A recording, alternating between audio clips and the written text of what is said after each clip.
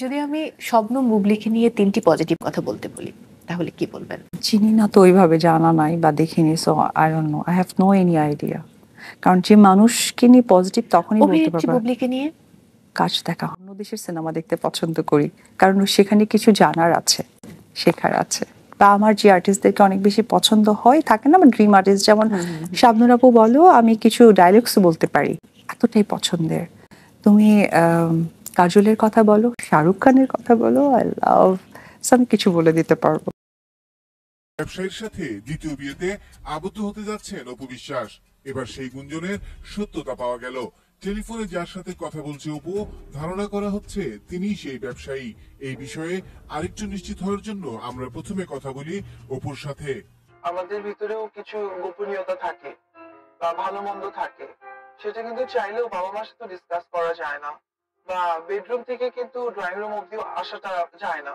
আমি কিন্তু অলওয়েজই আমার পার্সোনাল ইস্যুটাকে অলওয়েজ আমি চেয়েছি বেডরুমের মধ্যে শেষ হোক। এই সবকিছু কিন্তু আমার ছেলেকে টার্গেট করি, যে আমার বাচ্চা যেন ভালো থাকে সবকিছু মিলে।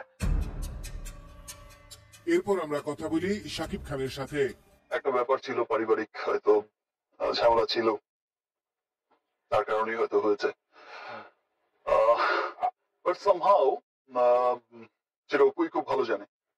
কিছু মানুষ, আসলে আমার যে অবস্থানটা আমি ফিল করি এখন, অনেক সিনিয়ররাও আমাকে বলেছেন যে এই অবস্থানগুলোর মানুষের অদৃশ্য কিছু শক্তি থাকে, অশুভ শক্তি, যারা সবসময় চেষ্টা করে যে তাকে কিভাবে হেয় করা যায়, তার পজিশনটাকে কিভাবে নষ্ট করা যায়।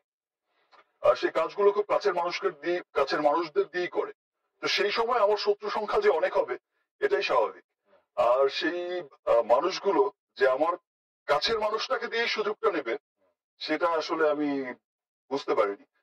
বিকজ যে ব্যাপারগুলো ছিল, ফার্স্ট অফ অল আমি নিজেও বুঝিনি যে কালকের ঘটনাটা কেন হলো, কি কারণে হলো। আপনারা যদি অপুর বিষয়টা দেখেন, সেখানে দেখবেন যে কি বলেছে, আমি তাকে মর্যাদা দিইনি, দিয়েছি। প্রত্যেকটা হিরোর, প্রত্যেকটা সুপারস্টার হিরোরই কিন্তু ওয়াইফ, বাচ্চা কাচ্চা আছে। আপনারা সকলেই জানেন, সেটা মিস্টার বচ্চন হোক, সেটা আপনার হলিউড স্টার হোক, বলিউড স্টার হোক, টলিউড স্টার হোক, আর ঢালিউড বাংলাদেশের স্টার হোক। রাজাক সাহেবেরও বউ ছেলে মেয়ে নিয়ে তারা কাজ করেছে, এসে কাজ শুরু করেছে। তো সেই সময় রোমান্টিক হিরো ছিল। আপনার শাহরুখ খান আর যে টম ক্রুজ যেই হোক, বাচ্চা কাচ্চা নিয়েও কিন্তু রোমান্টিক স্টার হিসেবে কাজ করেছে। সেটা মানুষের ভালো লাগার, ভালোবাসার একটা জায়গা। দাদা সঙ্গে সঙ্গে বললো যে ঠিক আছে, একটা গাড়ি নিয়ে ড্রাইভারও রেডি থাকতো, বর্ডার অব্দি চলে গেল। আর তাদের বাসা থেকে ওই বর্ডারের ডিস্টেন্স হচ্ছে 1.5 ঘন্টার মতো। জাস্ট 1.5 ঘন্টা, মানে আমার দাদা নিজেই চালাইলো, আমিও ছিলাম দাদার সাথে, মানে উড়ে উড়ে গেল। উড়ে উড়ে গিয়ে তাকে নিয়ে তারপরে শিলিগুড়িতে একটা হোটেল ছিল, অ্যাপোলো হোটেল, সেই হোটেলে দাদা আবার ফোনে বুক টুক দিয়ে রেখেছে যাতে না আসে। তো এই তো এই জন্য এটা ভালো লাগলো কোনো, মানে একজন শাকিব খানও যে একজন হিউম্যান, একজন মানুষ যিনি প্রেমে পড়তে পারেন, যিনি ভালোবাসতে পারেন। তাই না, আমাদের যেদিন বিয়ে হয়েছে তার আগে ওর একটা কথা আমার এখনো কানে বাঁধে। মানে ও না অনেক সরল সোজা টাইপের মানুষ, যেটা আমার খুব ভালো লাগে। লাইক বলেছিল যে আমি বিয়ে করে ফেলি। তার মধ্যে আমি বিয়ে করে ফেলবো, কিন্তু কিভাবে, কি সম্ভব? একজন হাজবেন্ড যেভাবে একটা ওয়াইফকে ভালোবাসে, আমি ঠিক একজন হাজবেন্ডের জায়গা থেকেই তোমাকে ভালোবেসে। প্রেম কতদিন ছিল এবং তার মানে ছিল বলতে কতদিন কন্টিনিউ করার পর বিয়েটা হয়েছিল? আসলে আমাদের প্রেমটা খুব একটা করতেই পারিনি, কারণ আমার মায়ের এত কমিটমেন্ট, এত কিছু প্রেশার ছিল, সেই জায়গা থেকে আমাদের বিয়েটাই খুব। আচ্ছা, আমাদের দেশের কনটেক্সটে তোমাদের দুইজনের বিয়ের যে অ্যাঙ্গেলটা, সেটা কিন্তু অনেকটা জটিল ছিল। 100%। সেখানে তোমার কোনো প্রতিবন্ধকতা তোমার ফ্যামিলি থেকে হয়নি? 100%। আমার মা ফার্স্টে মানেননি, পরে মানতে হয়েছে, যেহেতু ওর ফ্যামিলির লোকরা অনেক ভালো। আমার শ্বশুর শাশুড়ি যারা আছেন, ভাই মানিয়েছেন তোমার মা, মানে মাসিমাকে কিছু বলেছিলেন? আসলে ও এত সফট একটা মানুষ না, আমার মনে হয় যে তুমি এটা স্কিপ করতে পারবে না। অনেকে অনেক রাগ দেখায় না, আজকে শাকিব খান, আজকে শাকিব খান এটা করছে, ভুলটা দেখিয়ে যে গিয়ে সে বলে ভাইয়া এই কাজটা করে, ওই লোককেও আমি দেখছি যে হিরো করবে।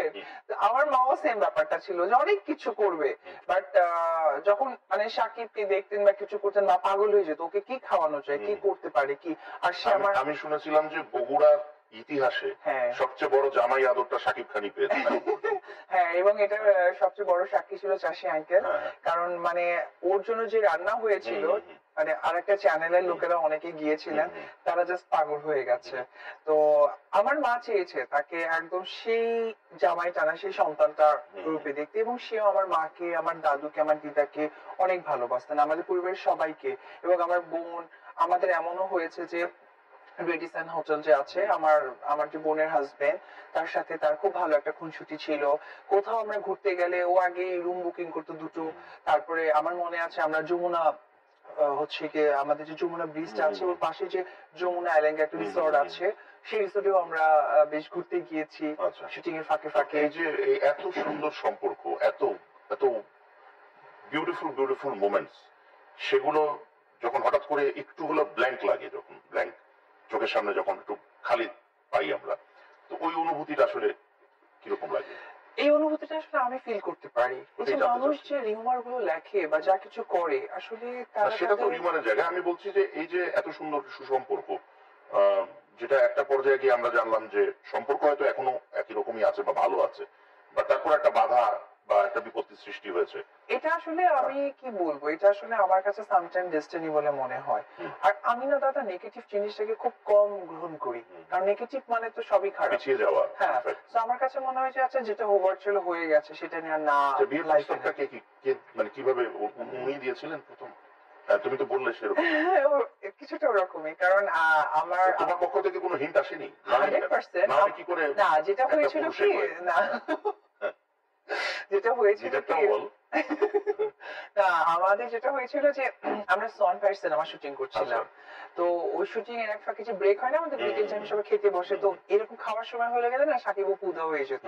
আসলে কই যেতাম সেটা আমরাই জানতাম। তো ওই জায়গা থেকে আমার মনে আছে তখন আমি মিরপুরে থাকতাম। সবাই জানে যে তোমাদের মধ্যে একটা সম্পর্ক আছে। হ্যাঁ, একটা সম্পর্ক ইন্ডাস্ট্রিতে তো জানে, সবাই জানে, বুঝতেও পারতো। কারণ আমি তো তার অর্ডার ছাড়া কোনো ড্রেসও পরতাম না, তার অর্ডার ছাড়া কোথাও তাকাতাম না। মানে সেটে এরকম করে চোখ মিললেও তো মনে হয় যে সে ইশারা দিয়েছে তখন তাকাতে পারতাম বা আমি তাকাতাম। আমি ওই প্রায়োরিটিটা আজও মানে আজকে পর্যন্ত আমি তারটা ফলো করার চেষ্টা করি। তো সেই জায়গা থেকে যেটা হয়েছিল, আমি মিরপুরে থাকতাম, মিরপুরে যে শাহালি মাজারটা আছে এবং ওইদিকে যে একটা রোড আছে, ওইখানে গিয়ে তার তখন একটা হেরিয়ার গাড়ি ছিল ব্ল্যাক কালার, সেই হেরিয়ার গাড়ির মধ্যে সে আমাকে কথা দিয়েছে এবং আমরা নেক্সট শুক্রবারে বিয়ে করে ফেলবো, তুমি রাজি কিনা? হ্যাঁ, আমিও রাজি। বলেছিল সেটাও একটু জানতে চাই, ওই মোমেন্ট গুলো আমরা ক্রিয়েট করার চেষ্টা করছি। আসলে আমি একটু হয়ে যাচ্ছে, লাইক সে আসলো, আর আমাদের কমন একজন ভাই ছিলেন মামুন ভাই। মামুন ভাই ছিলেন তার সাথে গাড়িতে, আর আমি ন্যাচারালি মাকে বললাম মা আমার কিছু জিনিস কিনতে হবে, আমি একটু বাজারে যাব। তো ওই কথা বলে আমিও আমার গাড়ি নিয়ে বের হলাম। বের হয়ে ঠিক আমরা ওই যে আশুলিয়া রোডটা যে আছে ওই রোডে আমরা দাঁড়ালাম, তার গাড়ি দাঁড় করানো, আমিও গেলাম যথারীতি আমার গাড়ি থেকে নেমে তার গাড়িতে উঠলাম, আর তার গাড়ি থেকে মামুন ভাই নেমে গিয়ে আমার গাড়িতে উঠলো। তারপরে সে তো খুব সফট কথা বলে, প্রথমে বললো যে আমরা বিয়ে করতে চাই। আমিও তো করতে চাই। আমি বললাম যে তুমি যে আমাকে বিয়ে করতে চাও, তুমি তো এখন অনেক বড় নায়ক হতে যাচ্ছ, নায়কের কাজ করছো, তুমি তো আমাকে প্রপার টাইমটা দিতে পারবে না, বা আসলে বিয়ে করার জিনিসটা ঠিক হবে কিনা। সে বললো যে এজ এ হাজবেন্ড একটা ওয়াইফকে যে সম্মানটা দেয় সেটাই আমি তোমাকে দিব, এবং সেটা স্বামী হিসেবে সেই সম্মানটা আমি পালন করার চেষ্টা করব। তুমি যদি রাজি হও তাহলে আমি নেক্সট ফ্রাইডেতেই করতে চাই। আচ্ছা ঠিক আছে। তো আমাদের এটা 2008 সালে 18 এপ্রিল আমাদের বিয়ে হয়েছে। আচ্ছা, মানে যে নেক্সট ফ্রাইডে বলা হয়েছিল সেই নেক্সট ফ্রাইডেতেই হয়েছিল। আচ্ছা, ওকে। এবং বিয়ের সময় কে কে মানে উপস্থিত ছিল? উপস্থিত ছিল রাজসাক্ষী।